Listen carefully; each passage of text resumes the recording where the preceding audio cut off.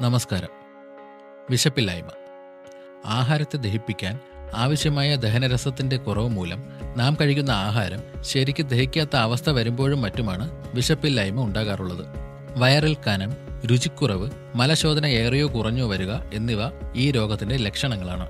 ഭക്ഷണത്തിൽ മിതത്വം പാലിക്കുക. ലഘുവായ ഭക്ഷണം യഥാസമം കഴിക്കുക. ശരീരത്തിൽ കൂടുതൽ തണുപ്പ് ഏൽക്കാതിരിക്കുക. മിതമായ വ്യായാമം എന്നിവ ഈ അവസ്ഥയിൽ ആവശ്യമാണ്.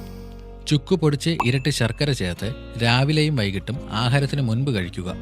തുളസിയില ഉപ്പ് ചേർത്ത് പിഴിഞ്ഞ് നീര് കുടിക്കുക. 1-2 തിപ്പലി പൊടിച്ച് 1 ഗ്ലാസ് പാലിൽ ചേർത്ത് 2 നേരം കുടിക്കുക. പപ്പായ പതിവായി കഴിക്കുന്നത് നല്ലതാണ്. ചുക്ക്, കുരുമുളക്, തിപ്പലി എന്നിവ കഷായം വെച്ച് കുടിക്കുന്നതും വിശപ്പില്ലായ്മയ്ക്ക് നല്ലതാണ്. ശർക്കര ചേർത്ത ത്രിഫലപ്പൊടി പതിവായി അത്താഴത്തിന് ശേഷം കഴിക്കുക. ഇഞ്ചി, ചുവന്നുള്ളി, കറിവേപ്പില എന്നിവ ചതച്ചിട്ട് മോരിൽ കലക്കി കുടിക്കുക. ഭക്ഷണത്തിന് മുൻപും ശേഷവും പൈനാപ്പിൾ ജ്യൂസ് കഴിക്കുന്നത് ഫലപ്രദമാണ്. ഏലം, ഗ്രാമ്പു, ചുക്ക്, ജീരകം എന്നിവ സമം ഉണക്കി പൊടിച്ച് പഞ്ചസാര ചേർത്ത് ദിവസം 2 നേരം കഴിക്കുക. 1 സ്പൂൺ ഇഞ്ചി നീരിൽ കുരുമുളക്, ജീരകം എന്നിവ പൊടിച്ചത് 1 നുള്ളിട്ട് 2 നേരം കഴിക്കുക. ഏലക്ക ഇട്ട് തിളപ്പിച്ച വെള്ളം കുടിക്കുന്നതും നല്ലതാണ്. ഇതുപോലെയുള്ള ഹെൽത്ത് ടിപ്സിനായി ഈ ചാനൽ ഇപ്പോൾ തന്നെ സബ്സ്ക്രൈബ് ചെയ്യുക.